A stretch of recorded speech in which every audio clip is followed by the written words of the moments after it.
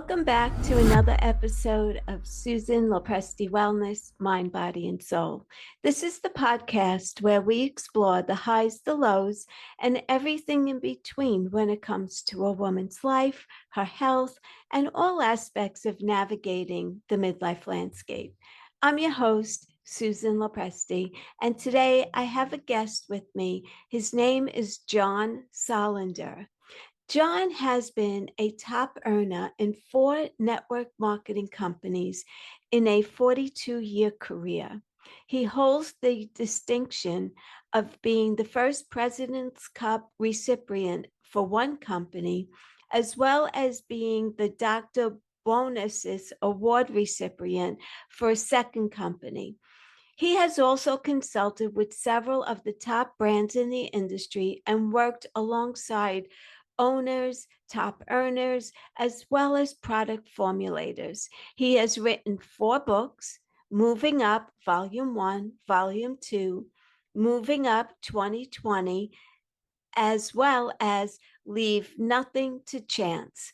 These last 2 books were Amazon bestsellers. He is hosting the Leaving Nothing to Chance podcast for the last 5 years and interviewed many of the top luminaries in the direct selling industry. This includes the last protege of Napoleon Hill, as well as many of the top earners in the industry. Some of these industry icons date back to the 1960s, where the current MLM industry had much of its own design and growth. On a personal side, he has earned black belts in judo and BJJ, as well as participating in wrestling, sambo, which is a Russian wrestling, earlier in life. In his later years, he participated in many bench pressing competitions. He doesn't believe age should keep one out of athletics. Along with his wife, Josie, they have 4 children: Camille, Alice, Fred, and Grace. John is also a dog lover. He is a guy who believes in health and maintains a vegan diet and eats mostly raw foods these days. He is also a huge fan of Wim Hof and goes in the cold daily. He also has licenses in the insurance industry, as many people ask his opinion on financial matters. Many years ago, he created a program for debt reduction that many companies have copied. And without further ado, John, welcome to my podcast. I'm so excited to have you here, and I'm excited for our conversation. Well, Susan, thank you so much for the invite and love your show, love what you're doing, and always good to talk to another New Yorker. I've been down here in Dallas forever, so it's nice to talk to somebody who talks properly. I mean, anyway, that's another. I was just going to say, what gives it away that I'm a New Yorker? Anyway, okay, we'll leave it at that, right? I wanted to start by asking you, what made you get into your business so early on? Like, you're almost like a pioneer in this industry. Yeah, great question. First of all, it was one of those things where I could not find a job in 1983. And a friend of mine came in, a guy who I had wrestled with in New Jersey. He was a couple years older than me. He had went to Lehigh University. I went to Seton Hall University. And I was about to graduate, and he came into my office. I was selling health club memberships part-time for another old wrestler, a guy named Dave Brzezinski. And he told me about a business. And he said, you can start this business for $32. And I already knew I was pretty good at sales. Okay, like I knew that I had a gift for talking to people. Even though I was a little bit shy, believe it or not. But I said, let me get started, and I did. And the very first month, I made $800. Now I don't know if you remember 1983, Susan, like I I do. do. I was 23 years old. I was 20, so people didn't use credit cards. So when I said I made $800, I had $800 in my wallet. Right. So I would take my girlfriend out, or I go out for a slice of pizza or whatever, and pay for gas, whatever. I actually had cash, And so that was very, very exciting. And then May 18th of 83, then President Reagan spoke at my college commencement. And he said two things that have stayed with me some 42 years later. One, he spoke about the fact that even though capitalism is not perfect, it's the only ism that actually has freed people. And he used several examples. And one that was going on right then was the fact that the East German people wanted what the West German people already had. You know, they have everything from choices in colors of clothing to choices in food to choices in technology, which didn't really exist like it does today, but, you know, simple things that did exist at that time. But then he really hit a nerve with me because he said that in 1932, when he had graduated from college, same thing, there were no jobs, just like in 1983. And he went back to being a lifeguard in Illinois. And when he did that, he met a very successful businessman who he knew, and he asked him for some advice. He said, "How do you become successful?" And that businessman said to him, and they used to call Reagan Dutch in those days, which made no sense because he was Irish and German. So I don't know where Dutch came from. But anyhow, he said, "Dutch, what you do is you basically find a business that you like, find a mentor that can teach you." So all of a sudden, I'm starting to think, well, wait a minute. In the last 30 days, while I've been out seeking a regular job, being employed by somebody else, I made $800 in my own business. What if I worked a little harder the next 30 days? And I did. And I went to my very first real business meeting, and I'm not proud of this, but I didn't even own a suit at that point, or a tie for that matter. I just never had a need for one. So I went to my very first business meeting up in Hartford, Connecticut. Mm-hmm. And when I went to that meeting, the gentleman doing the meeting said these words: "For things to change, you have to change. And for things to get better, you have to get better." And what that did was it kind of woke me up to the fact that I needed to work on me as a brand. And network marketing was perfect for me because I could be in it. First of all, it was inexpensive. It's still inexpensive today compared to other business models. Number one. Number two, I could be self-employed. So I could work when I want, not work when I want. I want to take off tomorrow and go to the beach. I can, right? Because you know, I'm not Mm-hmm. punching somebody else's time clock. And I like that independence about the business. But the other thing I liked was when the guy said that, the guy named Larry Thompson said those words, and it turned out that the great Jim Rohn had written those words. But it just dawned on me that I needed to start to work on my self-development, my skills. So what I did, I always like to read, but I started to go to the public library and anything I could get my hands on. As a Man Thinketh, for example, by James Allen, Think and Grow Rich by Napoleon Hill, The Science of Getting Rich by Wallace T. Wattles, The Greatest Salesman in the World, Og Mandino. I mean, all of these titles of all these people, I had no idea who any of them were, by the way. Okay, I Yes. didn't really care, frankly.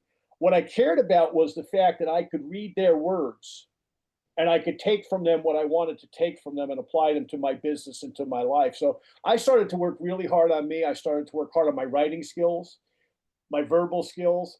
As I said, I was actually a little shy in those days. And I had to work on getting over some of my shyness. I was the guy, I'd go to a party and I'd be in the corner by myself. And there were no cell phones to look at. You know, these days I'd be the guy. Back then I would just kind of go, well, let me be in the corner. Maybe nobody will talk to me. I was not a social butterfly. So I had to work on overcoming, you know, my fear of talking to somebody. And of course, my fear of rejection. You know, what if somebody says no? Oh, my Lord. So I had to overcome all of those things. But how I did that was working really, really hard on me. And I still, after 42 years, this guy still needs work every single day, physically, spiritually, you know, on my self development. So I'm still working at those things at 64, like I did at, you know, at 20. Yes. I love network marketing for that reason. One of those reasons is you're always working on yourself and personal development and reading and learning. And I was in corporate America for 27 years, and we didn't get too much of that. You know, it wasn't about that at all. It was just the grind and the paycheck week to week. It was always the same. Every year you got your 3% increase, but you really didn't have much control over your own career unless you started jumping around to different companies. But network marketing, there was always a lot of personal development, and I love that. So, what made you, how did you settle on one particular company to represent, or did you jump around a little bit until you found your niche? I jumped around. I've basically been in 4 companies in my career. The fourth one is my current company that I've been at for 29 years. So I kid my wife all the time. I said, my network marketing company has lasted longer than our marriage has. We're married 23 years, going on 24, and I've been with my current company, Immunitech, 29 years. But how I arrived at my current one, and this is my advice to anybody, same thing that President Reagan was told by that successful business guy: find one that you like. If you like nutrition, you might like what I do. If you like skincare, there's great skincare companies. If you like legal services, there's companies that sell that. If you like insurance, there's companies that sell that. Find something that fits you, that you're comfortable with, that you like, that you're passionate about. And my litmus test on that, Susan, I'm glad you asked, is if I wouldn't own the product as a customer, then I should not be a distributor. Right. And that's something people sometimes miss. They go to a meeting and they get all hyped up and excited because they hear somebody making, 10,000 a month or 50,000 a month or $1 million a year income. And then they realize, I don't even like the product or the brand. Well, you're not going to be successful. Let me just be very honest with you up front, folks. Find a thing that turns you on. Okay, for me, it's nutrition. I'm a nutrition guy. I love nutrition. I've been an athlete my whole life. I understand performance and ergogenics and all of that. So for me, my current brand is perfect. Okay, because it identifies a lot of those different things. Okay, I use other brands from other companies for things, other things in my house that I use as a customer. But to that point, if I wouldn't be a customer, probably shouldn't be a distributor because you're going to go through, you're going to go through some ups and downs as a distributor. Companies go through ups and downs. You're going to go through them as an individual. So at the end of the day, you better really like the brand. And for me, I've had a love affair for 29 years with glutathione and research associated with it. I've been part of the development, if you will, of that as far as people, finding out about it. So that for me has been perfect. But my advice to any of your listeners, once again, find something that if you said, I would spend my hard earned money on this product or this service, then that's something you could go out and easily represent. Yeah. And if not, there's plenty of choices out there. Well, a lot of good choices, a lot of good companies today. Talk to us for a moment about residual income. Hmm. Is Well, that part of your business model that with the company you're with? absolutely, absolutely.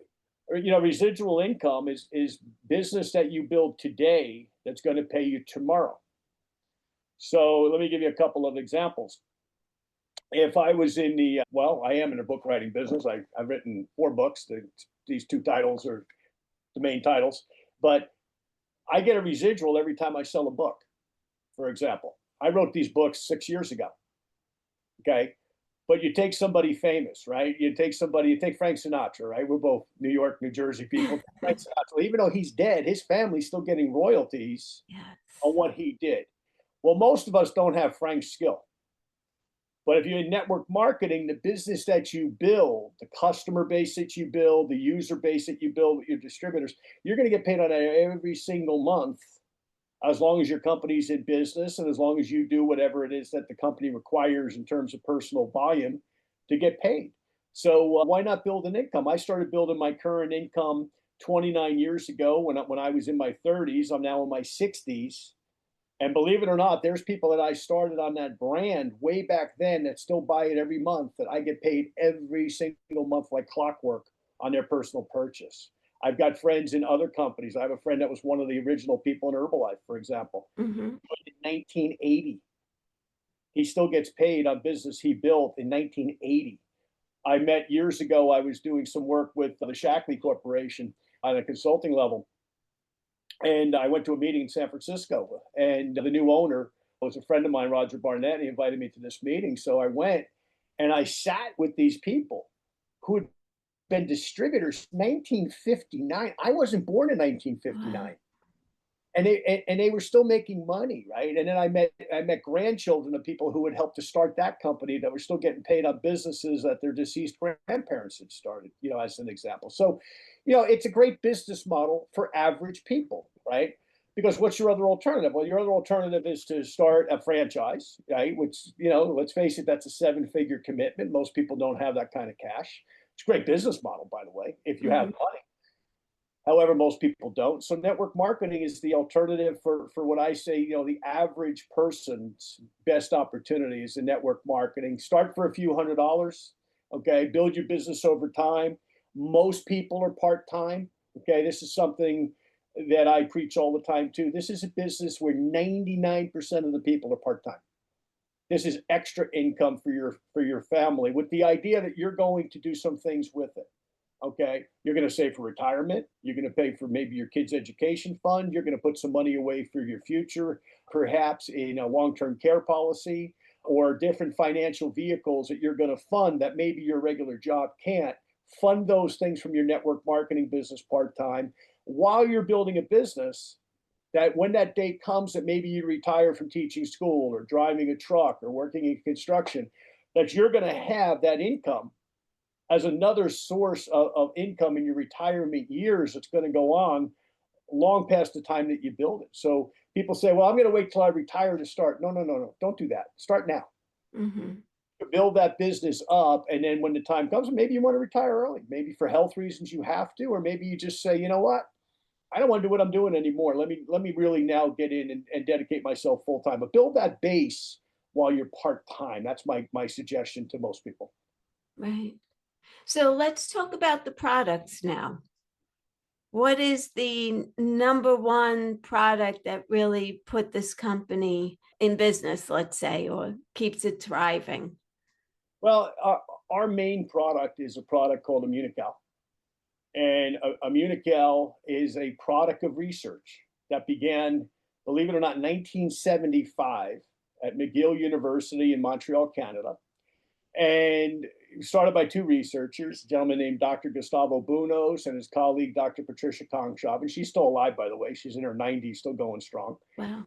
And they started to collaborate on, you know, let's find a product for the immune system.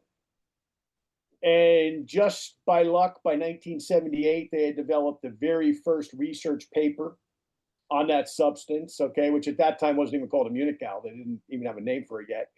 But they did that. They started to work and collaborate with a number of different institutions around the world, including Dr. Luc Montagnier over at the Pasteur Institute in Paris, who was the eventually won a Nobel Prize for discovering the HIV virus. Dr. Wolf Droge, who worked in a number of different fields in Germany. This guy was so smart, by the way, Susan. He was a Mhm. Max Planck fellow, and Max Planck, most people aren't aware of him here in North America, but Max Planck was Albert Einstein's mentor, Wow. well as Robert Oppenheimer, as well as Max Born, like all these great physicists and you know quantum physicists, like the smart of the smart. Mhm. Max Planck was their mentor, you know. So there's the Max Planck Institute, but our guy, his name was Dr. Wolf Droge. He was a Max Planck fellow. You know, had researched over 300 papers on a number of different topics in the health world. So these are the people that I've been blessed to work with for the last, in my case, 29 years since we began to market this product in a commercial way via network marketing. Because from 1975 until 1996, this was purely a research product. All they did was research around the world on it. 96 is when my mother became ill and she went to a hospital there in Manhattan. And on the way out, after she got a clean bill of health, but she wasn't healthy. She had a health problem. End of '96, beginning of '97. I was living in Tel Aviv, believe it or not, which is Wow. in itself. I was doing a consulting job for a friend of mine in Tel Aviv, Israel. Really interesting part of the world. Having a great time. You know, weekends. I'm not Jewish, so on weekends the city would close down. So I would go to another country. I'd get on a plane. I'd go to Cairo. I went to Jordan. I went to Italy sometime. Anyway, I was having this terrific lifestyle. I'm single. I got plenty of money. Everything's great. And all of a sudden, I get a call that my mom's sick. So I fly back to New York and we go through all the procedures. Beginning in '97, I said to her doctor, is there something that she can take, vitamin, herb, you know, something that she could take perhaps to not go the distance with this disease that was in its early stages? And the doctor hesitated and she said, well, I have a friend at McGill. And I knew McGill for a number of reasons, but I knew of McGill University, the Harvard of Canada. And I said, well, McGill, that's a pretty prestigious place. So we started to use this particular product. My mother was the first customer really here in the United States. She was a retail customer, by the way. So, by the way, network marketing, this is why you get retail customers, because sometimes they have sons that are great, really good network marketers. So my mom started using the product and she had good results. 90 days later, I said, okay, I'm back in North America. I need to make a living because I didn't have a multi-level check at that time. So I get on an airplane and I go up to Montreal and I met Dr. Gustavo Buonous. And when I met Buonous, what was so interesting was that he would just come back from Italy. And he was Italian. He was from the Turin area of Italy. And I just assumed he was on vacation. I said, oh, you're over visiting your family? He said, no, no, no. He says, I was at the Vatican Library studying what Hippocrates had written about the immune system in the original Latin. Now, I'm a business guy. Okay, I'm a marketer. I'm not a doctor. But what that told me was there's a story here. This guy's totally legit. That's number one. Right. Not all multi-level guys are. A lot of times these companies just pay these people to say nice stuff. I'm like, wait a minute, this guy is the researcher. He's the reason this company still exists 50 years later, by the way, is the research. And lo and behold, I was so impressed with him that I said, okay, guys, I'm in. What do we do? Where do we start? So I moved to Toronto. I was living between Dallas and New York at the time. I moved to Toronto, Canada, where I knew a lot of people, and we started the business. And 29 years later, we're in 18 countries and still going strong. We were just in Top Doctor magazine, which is a story in itself. If you want me to tell it, I can tell you that story. Sure. Well, it's funny how things happen, right? Because like yourself, I've got a podcast that I want you to be a guest on, by the way. We'll send you the stuff afterwards to coordinate that. But I get an email one day back in October. And the email basically says to me, hey, really enjoyed your show, blah, blah, blah, blah, blah. I think I'd be a great guest. Okay. You get those emails from people. Every day. So some of them are AI generated, by the way, and some of them are really from people. But either way, so I respond to the email. I get the guy on my show. We become friendly. And I start to tell him about my product because I tell everybody about my product, including yourself. Right. And, some people it's for them, they're interested. And some people just, hey, they don't take supplements. They don't believe in it, whatever, people are people. But anyway, he was interested. So I sent him a little bit of product and he liked the product. And he said, you should meet my friend Diana. Okay. So I meet his friend Diana. She's from Malibu, California. And she is a medical PR person. She deals with doctors constantly, all kinds of medical people. So she says, you should meet my friend John. Okay. Well, her friend John is a guy named John Hyland. He lives down in Virginia. And he is the publisher of a magazine called Top Doctor Magazine. Goes to medical offices throughout the United States and Canada to the doctors. This is a magazine they read. And long story short, I was able through John to actually get the CEO of my company on the cover of the magazine this month. Okay. Wow. And we've had about 200,000 independent hits so far to the Top Doctor magazine site. So very, very exciting. Here's a question, right? Because I'm an old man. I'm 64. Does AI work? Well, it turns out Chris wrote to me through AI. So if he doesn't write to me through AI, I don't meet Diana, who introduces me to John, who gets my company now on the cover of his magazine and gets us all with this tremendous exposure, right? Wow. So what a chain of events, right? Crazy. Yes. Good story. And you couldn't make this stuff up, No. So now let's talk about glutathione. Tell us about that. Glutathione is in every cell in your body, but primarily three places: your lungs, your liver, and the whites of your eyes. Okay, so what Immunical basically does, okay, and this is what makes Immunical a little different than any other glutathione supplement that I'm aware of. Okay, so folks, if you know of one, I'm not looking for an argument here. Okay. But your body, when this is some of our research that we've done, by the way, our research is 92 patents on this product. Okay, so this is not, us just making this stuff up. This is going through all sorts of rigorous, results in papers being written at all of these different institutions around the world. Anyhow, what we found was that you've got to give the three amino acids that basically build glutathione, you've got to put them in your stomach.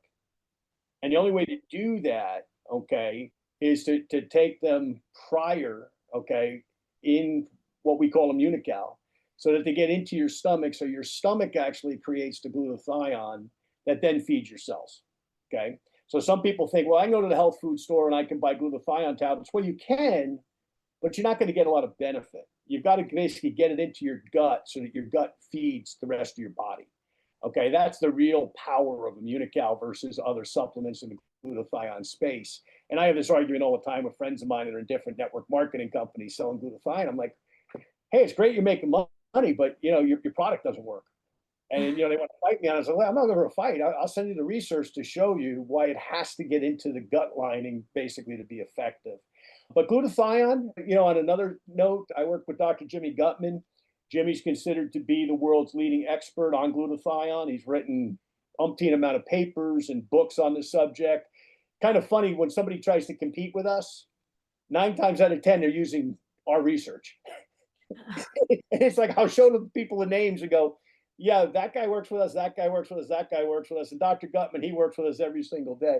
But what that relationship's done is it's helped to educate lots and lots of people about glutathione. Like I go back, for example, to the Top Doctor situation. They've never had a network marketing company on the cover of their magazine in the 10 years that they've been in business. And when I first started with them, it wasn't like, hey, write us a check and be on the cover. They weren't looking, they weren't selling subscriptions, they were covers. We had to go through rigorous testing with the doctors that are on their board to talk to the doctors on our board to say this stuff's real and legitimate, okay, and scientifically validated, right? With evidence-based science to support it. We had to go through all of that, so it wasn't like, hey, send me a little product and send me a check and I'll stick you on the cover and say nice stuff about you. It was like, once again, we had to prove our case. Glutathione, even though a lot more people know about it, Susan, than they did, 29 years ago, certainly. 29 years ago, we used to say to people, glutathione, like if you because nobody heard of it. And by the way, including our friends in the medical profession, a lot of them we talked to and they were like, yeah, I remember in medical school, like they're going to look it up, right? Today, and maybe this is good, okay, because of competition, the word glutathione is out there a lot. You put glutathione in your phone, you're going to find all sorts of things pop up, all different types of brands. But we are we didn't invent glutathione, the good Lord did, but at the end of the day, we found a way to deliver it properly. Number one, and number two, we're doing some interesting stuff. Our research runs the gamut. Just in the last couple of years, we've done things on autism, for example. That's what I want to talk about, the benefits of it, how it's an anti-aging product. Am I correct? Anti-aging, antioxidant, detoxification, all of the above. Yes. So tell us about that. Well, from all of those different things, okay, it's always been said, if you give the body what it needs, the body kind of takes care of itself. Well, glutathione, as we age, it goes down. Now, why does it go down? Well, a number of different things. Number one, pollution, food quality. Our food quality is terrible in America. It's getting better, but it's really been pretty bad the last number of years. If you smoke, certainly that's don't. But if some people, I realize you do, and once again, all of these things cause stress to the body. Okay. Yes. By getting your glutathione up, what's happening is that your body is going to basically fight some of these things a little bit better. Okay. It's going to help to detoxify. Okay. Detoxification is a very, very important thing, once again, especially from the liver and also from the lungs. Okay. Those two areas where glutathione is most prevalent in the body, really important to detoxify them. Okay. So when you detoxify anything, what happens is, are you going to get a little bit younger? Well, we can't make that claim, but we certainly can say, well, look, you're going to certainly feel better. If you feel better, you're probably going to look better. Right. Okay? So that's some of the philosophy behind the product. But we've done research. We've just done research on traumatic brain injuries. Mm-hmm.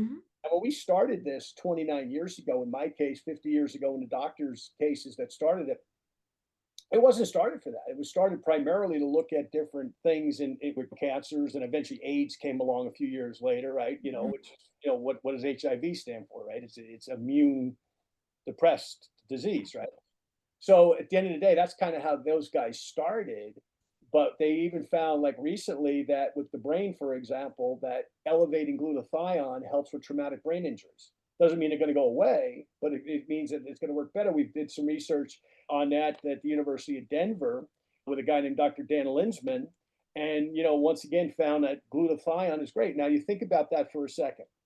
If you have kids in sports, my son was a hockey player, my daughter was a figure skater.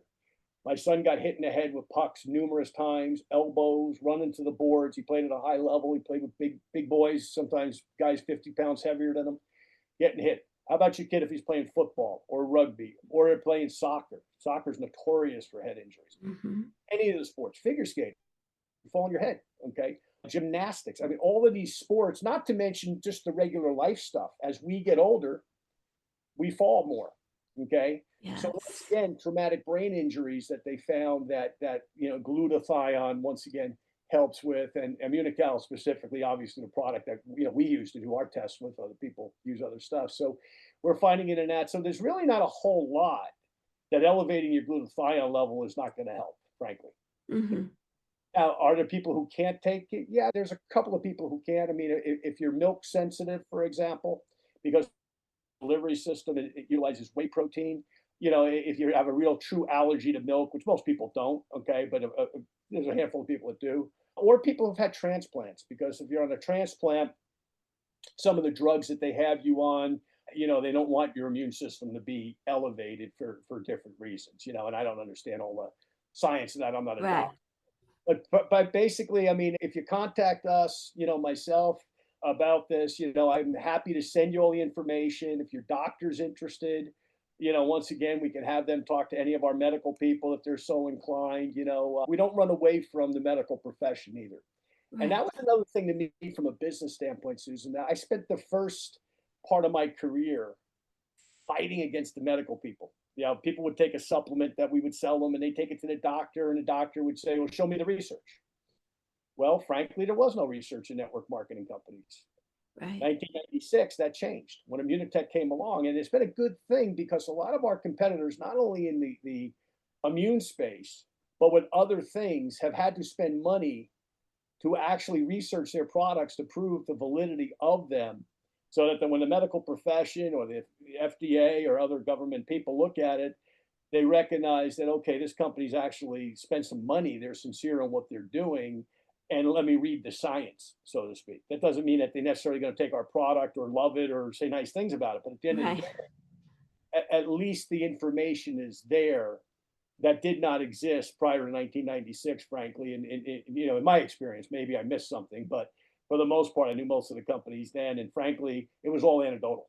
It was all, my aunt took the product, had this great result. Well, that's great, but you go to a doctor who went to school for 12 years who says, "Well, I'm not going to risk my license selling a product because your aunt had a good result." Right. But all of a sudden you go, "Well, here's the 91 patents. Go spend your weekend reading them."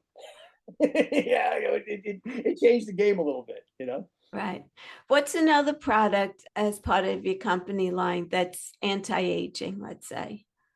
We got another product that I really, really love myself. It's called K21. And Okay. it's a potassium product, basically a potassium supplement. It's got some different herbs in it, okay, like rhodiola, for example. Rhodiola is an herb I've been familiar with since I worked with a company in the 90s down here in Dallas in the sports nutrition field. Used by a lot of athletes, a lot of the old Soviet athletes used rhodiola.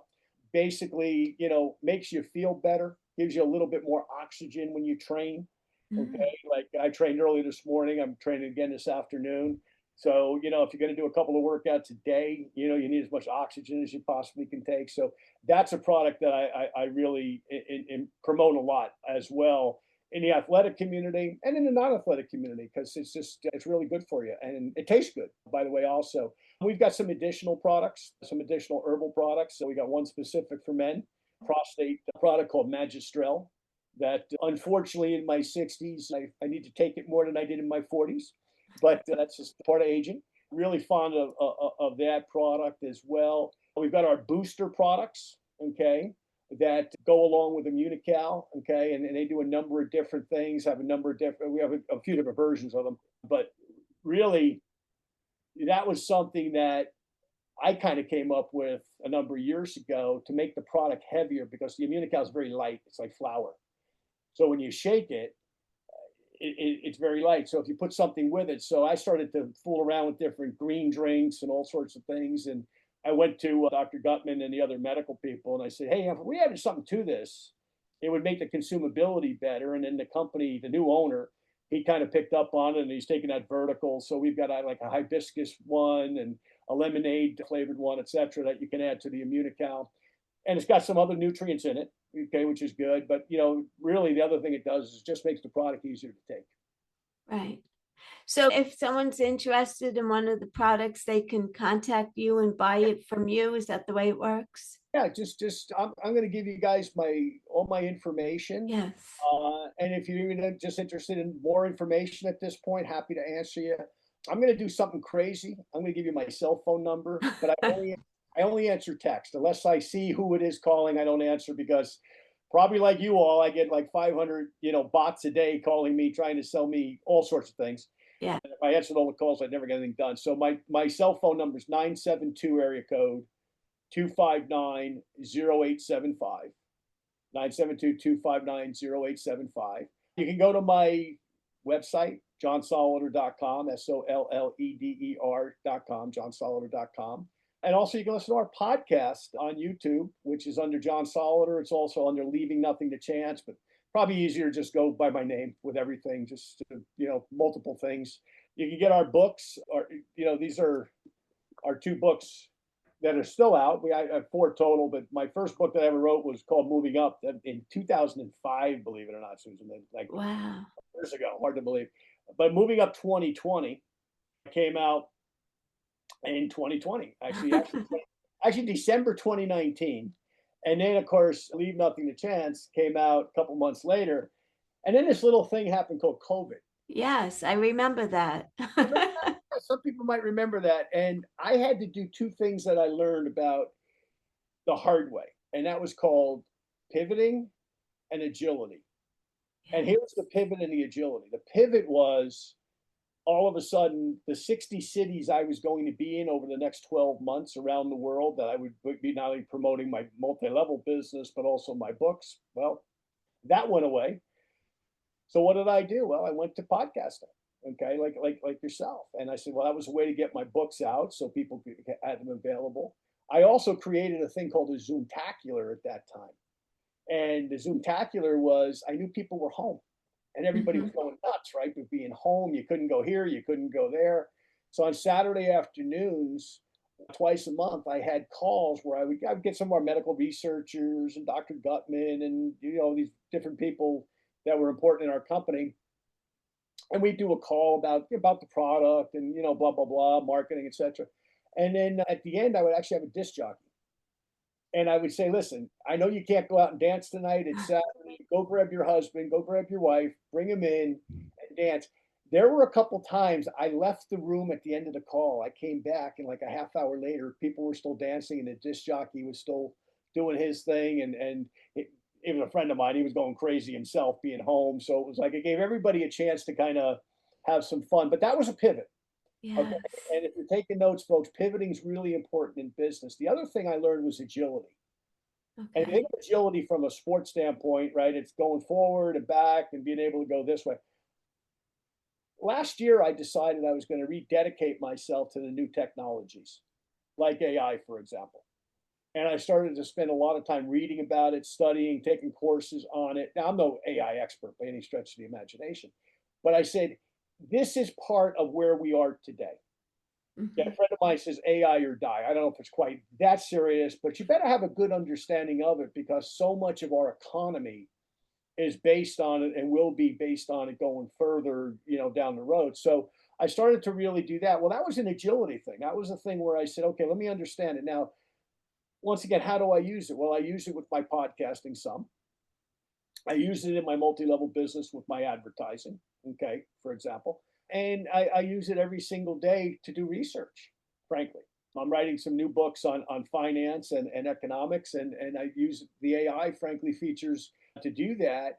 Okay, that I've got, once again to do research that otherwise would have taken me thousands of hours to do that I can Yeah. do in 5 minutes. So, and then you say, now, why do you do that? Especially if you're a little older, like I am. Say, why do you do that? Because you have to economize time in any business that you're in. I don't care what you do for a living. Any business that you're in, you do what you do best. Okay. In other words, my thing is talking to people. I'm really good at talking to people at this stage of my life and explaining a Munich gal or network marketing or that sort of thing. That being the case, that's what I get paid to do. All that research that I do, if I can have AI do that, saves me a bunch of time so I can do what I can only do and let the robot do what it does. Mm-hmm. That's an example of being agile, for example. Yes, I love that. I love that. Yeah, I mean, you have to stay up on technology because it's so useful and it's helpful and it's a time saver that you would be foolish not to take advantage of it. Exactly. And the thing is this too, it's going to evolve to the point where there's really going to be two types of businesses: those using AI and those out of business. Hmm. So if that's the case, well, we might as well we'll go with it, whether you're 64, 74, 84, or 24. You know, Yes. and the other part of that is because so many people, like in network marketing, for example, my job now is to replace myself. Now, what do I mean by that? Okay, I'm no idea how long I'm going to live, but I'm assumably, if I go by insurance tables, men live to 82. So I got about another 18 years of life. Now, I'm pretty healthy, so I'm probably going to make it further than that, God willing. But, there's no guarantees, right? I could, walk in front of a bus today. Who knows? But all that being the case, I've got to replace myself generationally. So when Hmm. I talk to a 21 to 40-year-old, for example, about ideas like clip farming, and they go, "How do you understand clip farming? You got gray hair." I'm like, because I study AI and I understand clip farming for how it applies to my business, for example. Okay. I understand some of the other words and terminology that are out there. Am I an expert? Not by any stretch of the imagination. Do I understand how to run a Google ad? Yeah, I do. Okay. Once again, why? Have I run them? Yes, I have. Okay. Do I run them all the time? No, I don't. But at the end of the day, if I don't understand it, how do I have a comprehensive conversation with that 25-year-old who says, "Hey, John, I want to do what you did. I want to build a huge business around the world in network marketing, but I'm not going to do it the way that you did it, okay? Because the way that I did it was the hard way. Hmm. I lived in Holiday Inns and airplanes, okay? And I spent a lot of time away from my family over the years in the earlier days, not only with my current company, but with prior companies. Gave me great life experiences, but I missed a lot of birthdays and holidays and events as a result. Younger people aren't going to do that, nor do they need to. A lot of my business I built doing meetings Tuesday nights, Thursday nights, and Saturday mornings in Holiday Inns, for example. Hmm. Okay. If I said to my son who's 21, come to a Holiday Inn, he'd say, "What's a Holiday Inn? Why would I go to one?" Right. So, point being, they're not going to do what you did. Right. But if they want a similar result, you got to meet people where they are, which is what today? They grew up with this in their hand. Yes. That's one of my dogs. Cute dog. Cute dog. That's Apple. She sleeps with me every night. She's my buddy. But anyway, I don't know if you could see mine. they, I have a background on. well, but my point about all of that is, okay, they grew up with this in their hand. So if I tell them they got to do it my way, they're going to say, "Well, I'm not interested in your way." Right. They're going to use this thing. They're going to use technology because that's what they're familiar with. I started, Susan, when I started my first business in '83, the phone plugged into the wall. Yeah. Right? Today we got these things, you can launch a space shuttle with them, right? So anyway, the point is things have evolved in a really, really good way in terms of technology. But learn enough about it that you can at least have a comprehensive conversation without saying I'm an expert, because I'm not. That my son, 21, he knows 10 times more than I'm ever going to know about everything I just mentioned. Hmm. And so are his friends. Yes. So I'm not going to try to fake them out, but I'm going to say, hey, look, my business still works for you, but let's work it the way that you want to work it. Let's meet you where you are. There's a seat at the table for you in network marketing, like there was for me in 1983. Mm-hmm. We want you in our business. Okay. And that's how you replace yourself. You get that next generation of leadership doing what they want to do the way that they're going to do it. Some of the companies in our industry are run by young people now, where they've actually brought in, 25, 30, 35-year-old people to run them. And while they might not have the experience sometimes that we want, what they do have is the technology experience that is needed to guide that next generation that's going to come after them, frankly, that are, in fifth or sixth grade right now, that are going to be, looking at our industry 10, 15 years from now. Yes. Where do you see the future of network marketing going? The industry's had some challenges the last few years, frankly. A couple interesting things happened. Like anything, when it becomes successful, sometimes the wrong people get involved. The investment banking community is not necessarily the wrong people. So please, network marketing friends, don't tell your company owner if he's an investment banker, I said he's a bad guy, because he's not. But what's happened is most of these companies were started by entrepreneurs. You look at like the foundation of the industry. It's people like Dr. Shackley with Shackley in 1956 when he started. He was a chiropractor. 58 was Rich DeVos and Jay Van Andel with Amway. They were distributors and one of their suppliers that they eventually bought and became the Amway company. Mary Kay Cosmetics, of course, here in Dallas in 1963. Mark Hughes, 1980 with Herbalife. All of those people were distributors like me. They all had the products in the trunk of their car. They went and they came to your house. They presented their products. They presented their opportunity. So they knew what it was like to actually be a distributor. Right. Bad news is, bad and good news, that changed about 20 years ago when the investment banking community started to see network marketing companies and saying, wait a minute, we can have 200,000, 300,000, 400,000 sales reps. We don't have to pay their social security tax. We don't have to withhold taxes on them. We don't have to do anything. They're all independent contractors. And if they fall and they stub their toe, they don't sue the company because they don't work for the company. They're independent. This is a nice business model. And that was a compliment to people like myself that helped to build the industry and to my mentors, okay, frankly. Mm-hmm. However, at the same time, some of those people see our industry as one where they can just go into it, buy companies, take out profit and original investment and close the companies down or change the business model on the people that built it.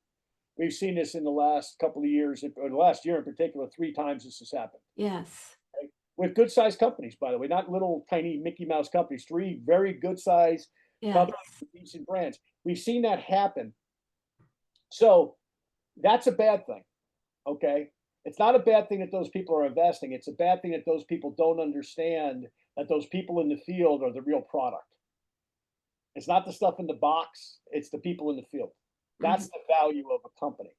And they're all not like that, by the way. I know some of these guys, and one of them was my client actually that bought a company. So he's not like that. He's done a good job with the company he bought. But my only point about that is that's happened.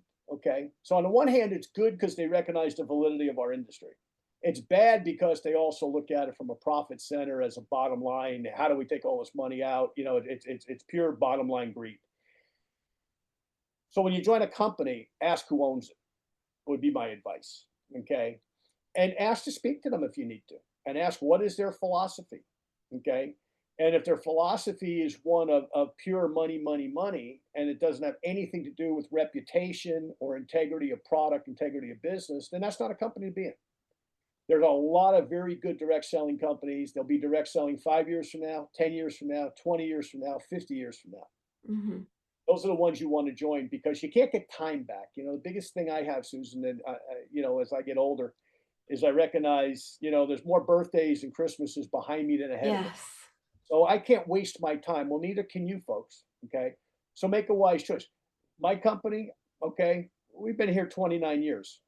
There's other companies that have been around 30, 40, 50 years. They're probably not going to change their business model. They have no need to. They figured out how to make enough profit to make it worth everybody, the corporation, the ownership, and the field. in a fair way. So join an older company. Don't go in a new company. And I hate to say that, but at the end of the day, you don't know with a new company what the future is going to be, what the roadblocks are going to be. Secondly, if a company has been bought by some big investment bank, ask a lot of questions because you want to make real sure philosophically where those people are at, that it's not a short-term thing where, hey, we're going to own this for a few years and then we're going to change the model on you. Because that's just, I have friends that are going through that right now with a company that just did that to them. And boy, oh boy, some of these people's incomes were dramatically large and they lost them. And now they got to do it all over again. Now, here's the one other thing I will say to that from a good standpoint. If you develop the skills, like I recognized in 1983 that I was the brand, it wasn't my company, it was me. If you develop the skills, and unfortunately something like that happens, because there are no guarantees, if that happens, your skills, you go to the next business. Now, that's not comfortable, and financially, it's really not comfortable. But if you develop the skills, believe me, there's always a place for you in network marketing where somebody's going to want you and want your skill set and your contact capital and your abilities to move the market for them. So there's always a place for you and a seat at the table, so to speak. But if you make a wise choice, like some of my friends did that are in companies for 40 years, that's the best situation. I didn't make that, by the way. I like I said, I changed 3 times till I got to my current company. But whatever you do, it's a great industry still. It's an industry that provides a lot of opportunity for people. A lot of great families have been built as a result. A lot of kids have been educated at good colleges with money mom and dad made from network marketing. So, Mhm. I'm still a huge fan of our industry. And there's a lot of great products as well. Yes, there is. A lot of the companies have really great products. So John, this was a great conversation. I will make sure that all of your contact information is in the show notes and we'll take it from there. So thank you so much for joining today. I appreciate it. Thank you, Susan. Always a pleasure to be with you, my friend. Same here.